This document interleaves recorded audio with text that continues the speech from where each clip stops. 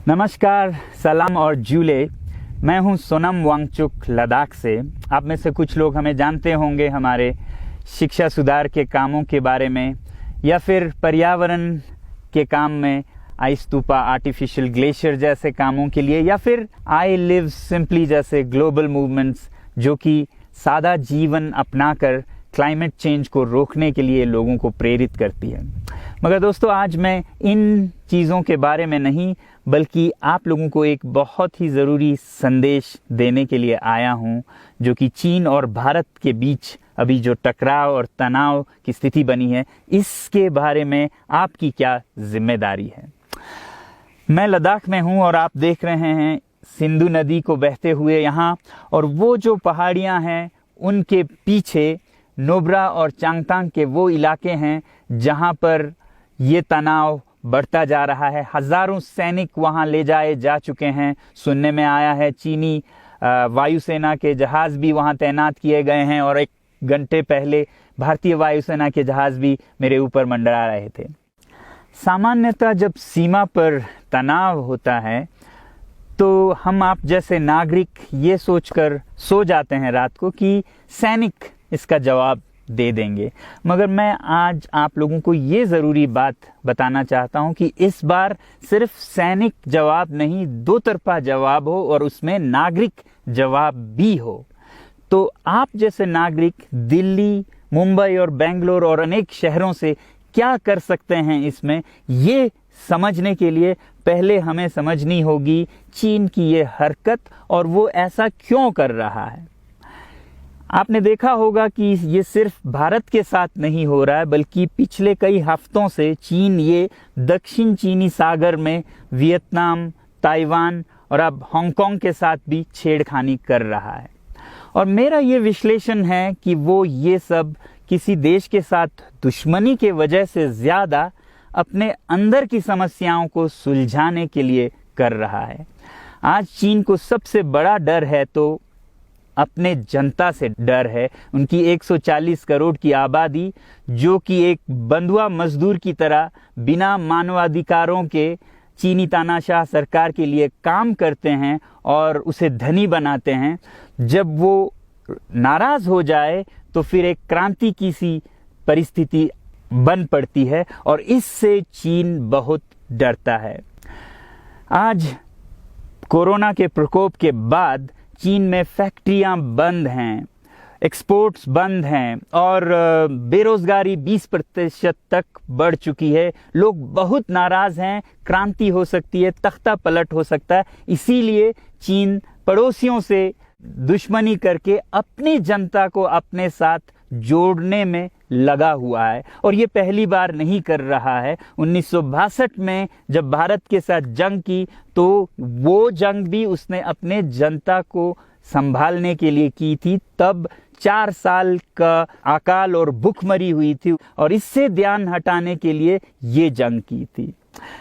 चीन के लिए अपनी जीडीपी और जो खुशहाली है उसे बढ़ाते रहना बहुत ही ज़रूरी है, और जिस दिन जीडीपी घट जाए वहाँ की जनता क्रांति के लिए तैयार है। मैं तो कहता हूँ कि इस बार भारत की बुलेट पावर से भी ज़्यादा वॉलेट पावर काम आएगी। जो नागरिक पैसा खर्चते हैं चीन के सामान को खरीदने में, ज़रा सोचिए, हम आप भारतीय उद्योग को मारकर चीन से मूर्तियों से कपड़ों तक हर साल 5 लाख करोड़ के सामान खरीदते हैं, और फिर यह पैसा आगे जाकर हमारे सीमा पर हथियार और बंदूक बनकर हमारे सैनिकों के मौत का कारण बन सकती हैं।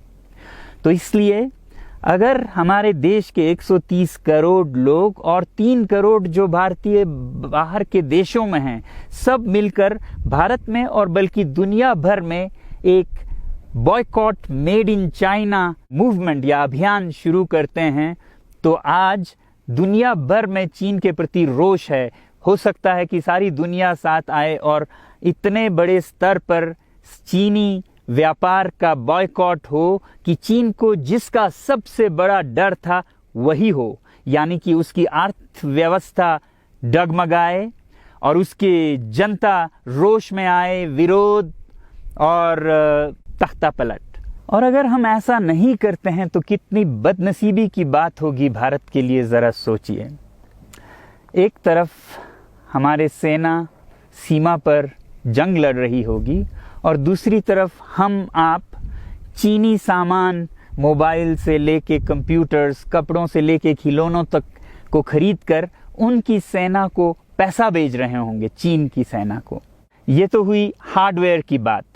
दूसरी तरफ हमारी युवा चीनी सॉफ्टवेयर, एप्स, गेम्स जैसे टिकटॉक, शेयरिट, इन सब में मस्त, उन्हें दूसरी तरफ से करोड़ों करोड़ों का पैसा भेज रहे होंगे।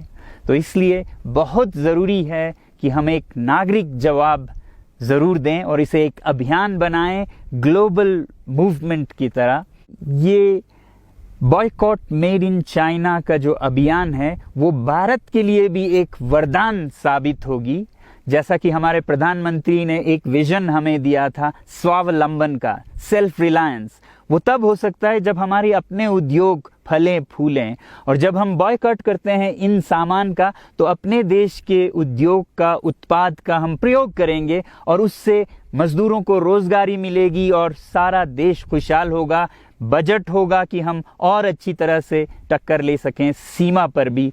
तो इसके लिए मैं आप लोगों से अपील करता हूं कि जहां तक ऐप्स और सॉफ्टवेयर की बात है तो हमारे युवाओं को एक हफ्ते में उन्हें अनइंस्टॉल करना चाहिए। Boycott made in China, software in a week and hardware in a year. क्योंकि साजो सामान के लिए वक्त लगेगा हमारे अपने देश से और बाहर से विकल्प निकलने तक, तो उसे हम 1 साल के अंदर कर सकते हैं। तो ये हम न सिर्फ अपना प्रतिज्ञा करें बल्कि 100 और लोगों को इसके बारे में समझाएं, शेयर करें सोशल मीडिया पर, और हमारी जो मीडिया है वो जनता तक, देश के कोने कोने तक पहुंचाए। और जैसे ही इसका असर दिखने लगेगा, इंटरनेट से ऐप्स लाखों में, करोड़ों में अनइंस्टॉल होंगे, तो चीन को संदेश साफ जाएगा और यही एक तरीका उसे मेज़ पर पहुंचा सकती है जहां पर कि बातचीत हो शांति की। तो जाते जाते मैं ये बता दूं कि मैं क्या करने जा रहा हूं। इस फ़ोन पर जो भी चीनी ऐप्स हैं उन्हें तो मैं 1 हफ्ते में हटा रहा हूं, बल्कि ये फ़ोन जो कि चीन में बना है इसे भी मैं 1 हफ्ते में अपनी ज़िंदगी से अलग कर रहा हूं। और 1 साल के अंदर हर वो चीज़ जिस पे मेड इन चाइना लिखा है उसे ज़िंदगी से निकालने जा रहा हूं। हमें चीन से, चीनी लोगों से कोई समस्या नहीं है, चीनी सरकार और उनकी रवैयों से समस्या है। जब तक चीन में परिवर्तन ना हो हमें ऐसा करना होगा। और आप लोगों से मैं अपील करता हूं कि आप अपने शहर में, अपने मोहल्ले में ऐसे इवेंट्स करें जहां लोग प्रतिज्ञाएं करें कि चीनी सामान का बहिष्कार करें जब तक चीन में परिवर्तन ना हो। और मैं सालों से कहता रहा हूं कि 21वीं सदी में देश के लिए जान देने की नहीं बल्कि जिंदगी देने की ज़रूरत है।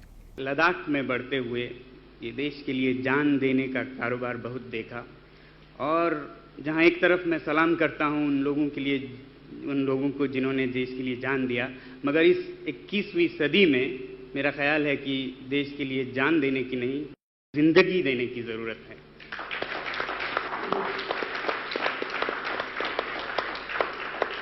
तो आप भी निभाइएगा अपना रोल। जय हिंद।